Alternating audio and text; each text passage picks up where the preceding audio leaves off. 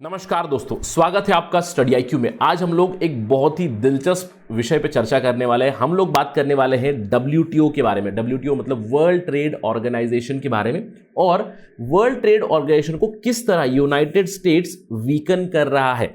World trade organisation जो promote करता है फ्री ट्रेड को, जो प्रमोट करता है मल्टीलैटरलिज्म को, उस ऑर्गेनाइजेशन को किस तरह से यूनाइटेड स्टेट्स हैम्पर कर रहा है। तो ये बहुत ही जरूरी डिस्कशन होगा from exam perspective.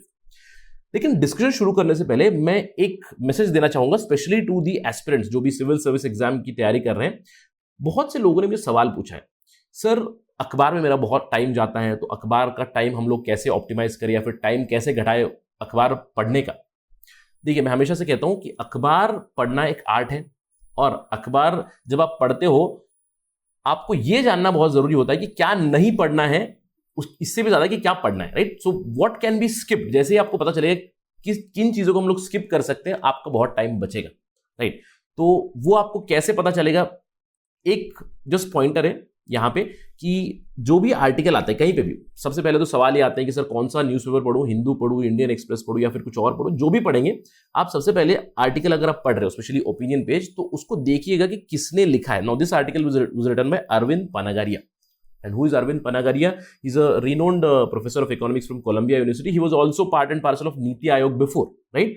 So such articles, they do have a lot of value. तो जैसे आप देखोगे कि कोई पॉलिटिकल आर्टिकल है, यानी कि जनरल सेक्रेटरी ऑफ बीजेपी या फिर जनरल सेक्रेटरी ऑफ कांग्रेस या फिर some other politician is written it, then it would be more or less biased, तो उसको आप जल्दी से स्किम थ्रू कर सकते हो। लेकिन वो आर्टिकल्स जहां पे important personality, specially from political science या फिर किसी पॉलिटिकल एनालिस्ट ने या फिर किसी रिनोन्ड राइटर ने लिखा है, तो do read it, it becomes important for you. It's just one of the pointers of how to optimise your time and how to reduce the time for reading newspaper. Right, so let's come back to discussion और बात करते हैं यहाँ पे इस particular article के बारे में जिसको अरविंद पनागारिया ने लिखा है। बात करेंगे क्यों डब्ल्यूटीओ को यूएसए हैम्पर कर रहा है। चलिए डिस्कशन शुरू करते हैं। मैं हूं आपका दोस्त Rahul Saigaonkar. You can follow me on the IDs that are given here. अगर आपको कोई डाउट है, कोई सवाल है, you can directly message me on Instagram on the same ID @RahulSai222। और if you are UPSC aspirants, आपके लिए गुड न्यूज है, घर बैठे सेफली आप प्रिपेयर कर सकते हो हमारे स्मार्ट कोर्स के साथ, जहां पे प्रीलिम्स और मेंस का कंटेंट है, करंट अफेयर्स का भी कंटेंट है। जस्ट विजिट studyIQ.com और download the app from Google Play Store to know more about us. इससे पहले कि डिस्कशन शुरू करें, पहले जानते हैं डब्ल्यूटीओ के बारे में कुछ ऑब्जर्वेशन करते हुए। देखिए, हर कोई इस चीज से जरूर कंसर्न है, क्योंकि पिछले 2 सालों से, 1.5 सालों से मैं कह सकता हूं, जब से कोविड-19 की महामारी आई है, ग्लोबलाइजेशन के ऊपर एक सवाल उठ गया है, फ्री ट्रेड के ऊपर सवाल उठ गया, क्योंकि सब लोगों ने अपने अपने बॉर्डर्स बंद कर दिए, इजंट इट, यानी कि लॉकडाउन मोड में चले गए। तो सब लोगों का यही सवाल था, a very very important question, what would be the future of the global trading system in the post covid era. ये सवाल सबके दिल में चल रहा होगा, और इसके जवाब डब्ल्यूटीओ ने रिसेंटली दिए हुए। अब इस जवाब के ऊपर से हम लोग डिस्कशन करेंगे डब्ल्यूटीओ की इंपॉर्टेंस और किस तरह से डब्ल्यूटीओ की वर्किंग में कुछ प्रॉब्लम चल रही है। देखिए, डब्ल्यूटीओ ने हाल ही में एक प्रेस रिलीज की थी कुछ ही महीनों पहले, जहां पे उन्होंने कहा कि ग्लोबल मर्चेंडाइज एक्सपोर्ट, यानी कि ग्लोबल मतलब पूरे विश्व में जो एक्सपोर्ट हो रहे हैं, दे फेल, यानी कि उनकी कमी हुई थी 5.3% ओनली इन 2020। ऑल्दो अगर हम लोग बात करें 2020 की शुरुआत में it was double digit fall, लेकिन धीरे धीरे से fag end of the year 2020 में पिकअप जरूर किया था। तो ऑन एन एवरेज अगर 2020 की बात करें तो एक्सपोर्ट्स फेल बाय 5.3%। अब इस चीज को अगर आप कंपेयर करोगे रिसेशन के साथ, ग्लोबल रिसेशन आया था 2008-2009 में, उस समय पे global merchandise exports they fell by a whopping 12% in 1 year alone in 2009। So try to understand that कोविड-19 pandemic and its slow down is rather exaggerated to a large extent when it comes to export. In fact, अगर हम लोग WTO की बातें सुने, WTO ने predict किया है कि आने वाले साल में 2021 में राइज होगा, यानी कि the merchandise export volume is going to increase by 8%। अब सवाल ये उठता है कि जो प्रेडिक्शन की है इन्होंने 8% की, will this 8% be equitable? Now that is the question. अब मैं क्यों इक्विटी की यहां पे बात कर रहा हूं? देखिए, जब भी हम लोग डब्ल्यूटीओ की बात करते हैं, वर्ल्ड ट्रेड ऑर्गेनाइजेशन की बात करते हैं, क्यों आया था ये ऑर्गेनाइजेशन, किस उद्देश्य से आया था?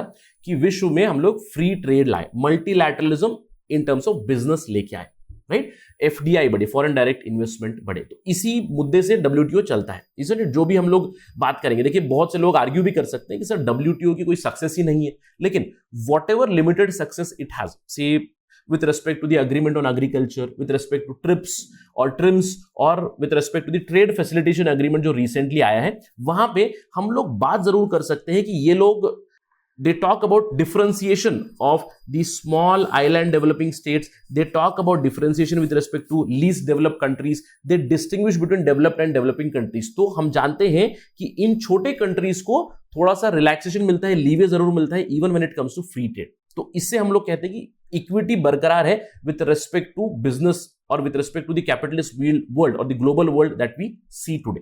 यानी कि समझिए लीस्ट डेवलप्ड कंट्रीज को टैरिफ, फ्री टैरिफ होती है, कोई बैरियर नहीं होता है, वो अपने एक्सपोर्ट्स बहुत ही इजीली बिना किसी बैरियर के दूसरे कंट्री में भेज सकते हैं. ये सब क्यों होता है? क्योंकि डब्ल्यूटीओ के रूल्स एंड रेगुलेशंस के लिए. लेकिन अगर हम लोग बात करें पिछले कुछ सालों से क्या हो रहा है, डब्ल्यूटीओ की वर्किंग को किसी ने हैम्पर कर रखा है. और एक किसने हैम्पर कर रखा है? ये यूएसए ने हैम्पर कर रखा है. अगर आप इस इमेज को देखेंगे, डब्ल्यूटीओ की एक specific body that is dispute settlement body जो है उसको यूएसए ने हैम्पर कर रखा है, स्पेशली उनकी एपेलेट बोर्ड को हैम्पर कर रखा है. तो हम लोग इस पर्टिकुलर वीडियो में देखेंगे क्या किया है यूएसए ने जिसकी वजह से डब्ल्यूटीओ के ऊपर एक एडवर्स इंपैक्ट हुआ है, उनकी वर्किंग हैम्पर हुई है. देखिए, सबसे पहले डब्ल्यूटीओ के बारे में जानते हैं. डब्ल्यूटीओ स्ट्रक्चर आप जानते हो कि मिनिस्ट्रियल कॉन्फ्रेंस होता है हर 2 साल में, which is the prime body. अब इस मिनिस्ट्रियल कॉन्फ्रेंस के नीचे आपको एक जनरल काउंसिल होती है और दूसरी बॉडी है ट्रेड पॉलिसी रिव्यू बॉडी, और the third important body is dispute settlement body. Right, these are the 3 important wings. Ministerial conference comes at the top, then there are 3 different wings here, जिसमें से एक body है dispute settlement body, जिसके हमारे discussion उसके ऊपर होने वाली है आज. अब ये जनरल काउंसिल के अंडर आपको बहुत सारी कमिटीज मिलेंगी. आप जानते हो कि council for trade, council for services, council for TRIPS, council for the TRIMS, right, investment etcetera. But our focus is on dispute settlement body. Now what is this dispute settlement body? चलिए इसको understand करते हैं, इसकी working को, तभी हमको समझ में आएगा कि किस तरह से इसकी वर्किंग को हैम्पर कर रहा है यूनाइटेड स्टेट्स. देखिए, अगर मेरे और आपके बीच कोई विवाद हो जाए, समझ लीजिए even if it is a economic issue, तो हम लोग कहां जाएंगे? हम लोग इंडिया में जाएंगे कोर्ट के पास, यानी कि पहले डिस्ट्रिक्ट कोर्ट जाएंगे, फिर हम लोग हाई कोर्ट जाएंगे, फिर सुप्रीम कोर्ट जाएंगे. तो there are appellate bodies there also. But समझिए कि विवाद हो गया 2 देशों के बीच, तो वो देश कहां जाएगा? स्पेशली इकोनॉमिक इश्यूज के लिए वो जाएगा डब्ल्यूटीओ की डिस्प्यूट सेटलमेंट सिस्टम के पास. अब मिनिस्ट्रियल कॉन्फ्रेंस जो प्राइम बॉडी है वो डिस्प्यूट सेटलमेंट बॉडी सेटअप करता है. अब समझिए, मैं आपको उदाहरण देता हूं. आपको याद होगा कुछ साल पहले इंडिया ने इंडियन नेशनल सोलर मिशन के अंडर उन्होंने डोमेस्टिक कंटेंट रिक्वायरमेंट लाया था. यानी कि उन्होंने कहा था कि 30% जो भी सोलर इक्विपमेंट आएगा वो इंडियन मार्केट से ही आएगा, इंडियन प्रोड्यूसर से ही खरीदेंगे. जैसे ही ये बदलाव लाया इंडिया ने, तो इंडिया को ड्रैग करके ले गया United States to the dispute settlement body. अब ये होता है, यानी कि 2 देशों के बीच कोई इकोनॉमिक इशू के ऊपर प्रॉब्लम चल रहा है, तो one country drags the other country to dispute settlement body. अब जैसे ही हुआ, समझिए कि एक इकोनॉमिक केस है. अब इसको रिजॉल्व करने के लिए डिस्प्यूट सेटलमेंट बॉडी क्या करेगी? एक पैनल सेटअप करेगी, यानी कि फर्स्ट बॉडी है. ये पैनल उस पर्टिकुलर इशू को स्टडी करेगी. जैसे कि समझिए इंडिया और यूएस के बीच सोलर का इशू जो हुआ था, उसको पैनल ने स्टडी किया और फिर इवेंचुअली उन्होंने साइड किया विद यूनाइटेड स्टेट्स कि India has somewhere done a mistake by giving this domestic content requirement, जो फ्री ट्रेड को प्रमोट नहीं करता. तो अगर इस जजमेंट को अगर मुझे अपील करना है, तो we go to the appellate body. Appellate body मतलब एक अपील बॉडी, यानी कि छोटे कोर्ट से जब बड़े कोर्ट हम लोग जाते हैं, इट इज एपेलेट बॉडी. अब डिस्प्यूट सेटलमेंट बॉडी की भी जो एपेलेट बॉडी है, it is setup through DSB itself. अब आपको जानना है कि इस एपेलेट बॉडी में होता क्या है. देखिए, एपेलेट बॉडी के जो जजेस होते हैं उनको अपॉइंट किया जाता है by the WTO members on the basis of consensus. अब आपको ध्यान रखना है, जैसे मैंने यहां पे कंसेंसस कहा, डब्ल्यूटीओ में सबके पास वीटो है, हर एक देश के पास वीटो है. यूनानिमिटी के कॉन्सेप्ट पे चलता है डब्ल्यूटीओ. तो कंसेंसस बिल्ड होगी तो हम लोग एपेलेट बॉडी में जजेस को अपॉइंट कर पाएंगे. जजेस कैसे अपॉइंट होंगे? 4 ईयर का उनका टर्म होता है और चाहे तो उन्हें एक और टर्म मिल भी सकता है. राइट, अब एपेलेट बॉडी में एग्जैक्टली होता क्या है? अब एपेलेट बॉडी में जजेस होते हैं 7, अप टू 7 जजेस are there, 7 members are there. और किसी भी केस को अगर हियर करना है, सबसे पहले तो पैनल हियर करेगा. Panel depends on DSP. Panel के जजमेंट को अगर हियर करना है, एपेलेट बॉडी के पास जाना पड़ेगा. एपेलेट बॉडी में कम से कम 3 जजेस चाहिए कि वो उस डिस्प्यूट को हियर करे और उसको डिस्पोज ऑफ कर दे. यानी कि सिंपल सी चीजें, मैंने आपको उदाहरण दिया इंडिया और यूएस का, कि इंडिया यूएस में पहले पैनल पे इंडिया अगर केस हार गया, तो हम लोग जाएंगे एपेलेट बॉडी के पास कि we want an appeal here, we want you to rehear the case and revisit the case details और फिर से एक बार वर्डिक्ट दीजिए। लेकिन अभी यूएस ने कुछ इस तरह की चीज की है जिससे ये अपीलेट बॉडी काम ही नहीं कर रहा है। चलिए समझते हैं एग्जैक्टली यूएस ने किया क्या है। देखिए, for more than a decade now, almost 10 सालों से क्या चल रहा है, United States is actually unhappy with the appellate body rulings. उनके खिलाफ काफी सारे केसेस हो चुके हैं। इनफैक्ट मैं थोड़ी देर में आपको केसेस भी बताऊंगा यूनाइटेड स्टेट्स के खिलाफ कितने लोगों ने फाइल किए हुए। लेकिन 2011 से अपीलेट बॉडी में जो भी मेंबर्स अपना टर्म कंप्लीट करते हैं या फिर नए जजेस को अपॉइंट करना होता है, उनको कंटिन्यूअसली ऑब्स्ट्रक्ट किया है यूएसए ने। जो भी नाम आता है उसको खारिज कर देते, अगर किसी को रीअपॉइंट करना है उसको भी खारिज कर देते। तो अभी फिलहाल 2019 तक क्या किया है यूनाइटेड स्टेट्स ऑफ अमेरिका ने, उन्होंने इस तरह की एक सिचुएशन क्रिएट कर दी है कि हर चीज पे वो वीटो लगाकर अभी अपीलेट बॉडी में केवल 2 मेंबर बच चुके हैं, यानी कि 2 जजेस बच चुके हैं।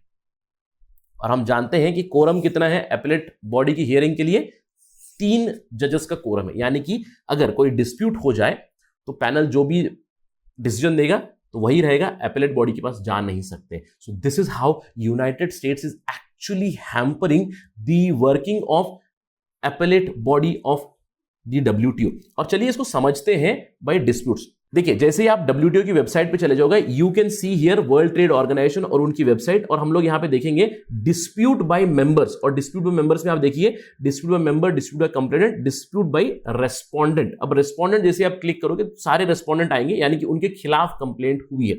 अब अर्जेंटीना है, you can see many countries, Armenia है। Let's go directly to the end ताकि हम लोग उल्टे आए और यूएसए की बात करें। देखिए, यूनाइटेड स्टेट्स की बात करेंगे, एंटीगा ने 1 केस फाइल किया है, अर्जेंटीना ने 5 केसेस फाइल किए, ऑस्ट्रेलिया ने यहाँ पे 2 केसेस फाइल किए, ब्राजील ने फाइल किए, आप देख सकते हो चाइना ने उनके खिलाफ 16 केसेस फाइल किए। अगर हम लोग बात करें इंडिया की, इंडिया ने भी 11 केसेस फाइल किए यूनाइटेड स्टेट्स के खिलाफ। यानी कि United States is a respondent in multiple cases at WTO which have gone against it, and that is why it is trying to hamper the working of appellate body of WTO। अब चलिए जानते हैं इससे परिणाम क्या होगा। अब परिणाम की जब हम बात करें, impact, the classic impact would be WTO will no longer be able to enforce its rules, यानी कि अपीलेट बॉडी काम नहीं कर पाएगी। अभी अगर अपीलेट बॉडी काम नहीं कर पाएगी तो क्या होगा, आज यूनाइटेड स्टेट्स इलॉजिकल टैरिफ्स लगा देगा और अपनी पैनल में वो केस भी जीत जाएगा, तो दोज टैरिफ्स विल स्टैंड। आज यूनाइटेड स्टेट्स ने किया है, कल कोई और करेगा, परसों कोई और करेगा, and they start to exploit the rules of WTO। यहां पे जो भी एक्सेप्शन मिल रही है, जहां पे आपको डिस्प्यूट सेटलमेंट बोर्ड से जो रेमेडी मिलता था वो रेमेडी मिल ही नहीं पा रहा है, आप अपील कर ही नहीं पाओगे। जो भी WTO ने डिसाइड किया दैट वुड बी फाइनल। और WTO में भी हम लोग देख सकते हैं कि इन डेवलप्ड कंट्रीज से काफी ज्यादा होल्ड है। So what is happening since 2019 कि similar thing is happen in all the cases. जो भी केसेस हुए हैं जो यूनाइटेड स्टेट्स और चाइना की ट्रेड वॉर की वजह से चले हैं, यूएस ने टैरिफ लगाए स्टील और एल्यूमिनियम के ऊपर, चाइना की प्रोडक्ट्स, यानी कि चाइना के स्टील और एल्यूमिनियम के ऊपर बहुत ज्यादा टैरिफ्स लगाए। जब चाइना पहुंचा तो अपीलेट बॉडी काम ही नहीं कर रही है, then what will happen, it will stand, the same thing will stand. अब इसका परिणाम इंडिया को भी भुगतना पड़ा, क्योंकि उन्होंने टैरिफ लगाए चाइना की स्टील और एल्यूमिनियम के ऊपर, वो इंडिया के ऊपर भी लागू हुई। अब ये कर रहा है United states, it has actually made the appellate body of WTO handicapped completely. अब ये क्यों कर रहा है, देखिए why US is doing this, quite understandable है, क्योंकि जिस तरह की कंपटीशन चल रही है यूनाइटेड स्टेट्स और चाइना के बीच, it is trying to counter China. अब उनकी dissatisfaction is mainly centered around China. In fact USA ने कंटिन्यूअसली आर्ग्यू किया है कि जो WTO की एग्जिस्टिंग रूल्स है उससे हम लोग सेटिस्फैक्टरली चाइना को काउंटर नहीं कर सकते। चाइना की जो पॉलिसी चलती है, उनकी इंडस्ट्रियल पॉलिसी, उनकी सब्सिडीज है, उनकी जो इंटेलेक्चुअल प्रॉपर्टी रूल्स है, वो सारे WTO के रूल्स को वायलेट करते हैं और उनको कंट्रोल करना बहुत मुश्किल हो गया है। इनफैक्ट इसके अलावा केवल चाइना ही नहीं, यूएसए नॉर्मली नाखुश भी है जो डेवलपिंग कंट्रीज का स्टेटस मिला हुआ है, स्पेशली इंडिया को, ब्राजील को और चाइना को, क्योंकि बहुत बड़े कंट्रीज है ये, under the garb of developing country status. US कहता है कि these parties are actually exploiting the WTO rules. अब इसीलिए they are arm twisting the WTO, और जो भी उनके टैरिफ्स रहेंगे, those tariffs are standing even after the war, that is a trade war that is going on between USA and China. अब इन सब का परिणाम तो मैंने आपको बता दिया कि आज यूएसए कर रहा है, कल कोई और करेगा। इन सब का नतीजा क्या होता है, इन सब का नतीजा ये होता है कि इक्विटेबल ट्रेड नहीं होगा देशों के बीच। इसका सबसे बड़ा नुकसान होगा लीस्ट डेवलप कंट्रीज को और स्मॉल आइलैंड डेवलपिंग स्टेट्स को। अब सॉल्यूशन तो काफी सिंपल है, सॉल्यूशन आप मुझे बताइए क्या करना है। सिंपल है, डब्ल्यूटीओ में रिफॉर्म लाना है। अब किस तरह के रिफॉर्म्स आप ला सकते हो? सबसे पहला रिफॉर्म तो है जो अपीलेट बॉडी है वहां पे कोरम जो बताया 3 जजेस का, प्रोबेबली उसको बदल सकते हैं इमीडिएट एक्शन के लिए। लेकिन long term reforms are needed in WTO specially with respect to its working, क्योंकि हम लोगों ने देखा है कि डब्ल्यूटीओ में it is not an easy task to achieve anything, क्योंकि अगर कुछ भी करना है आपको यूनानिमिटी की जरूरत है। आपको याद होगा कुछ साल पहले ट्रेड फैसिलिटेशन एग्रीमेंट में इंडिया वाज ऑब्स्ट्रक्शनिस्ट, यानी कि सारे के सारे देशों ने समर्थन किया था ट्रेड फैसिलिटेशन एग्रीमेंट का। India said we are not going to sign.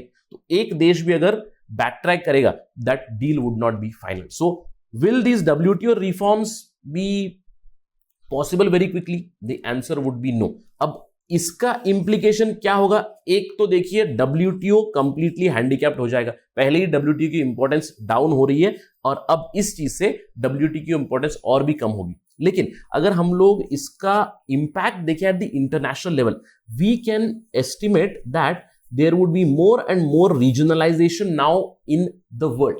यानी कि अगर मुझे सॉल्यूशन नहीं मिल रहा है डब्ल्यूटीओ से तो मैं क्या करूंगा? मैं अपना देश और मेरे अगल बगल वाले देशों का एक फ्री ट्रेड एग्रीमेंट बनाऊंगा, एक रीजनल ब्लॉक बनाऊंगा जहां पे मैं स्पेशल टैरिफ्स दूंगा, which again goes basically against the principle of free trade. अब फ्री ट्रेड का मतलब है कि आप एक देश को अगर एक तरह से ट्रीट कर रहे हो बाकी सभी देशों को उसी तरह से ट्रीट करोगे, लेकिन रीजनलाइजेशन से गुटबाजी होती है पूरे विश्व में।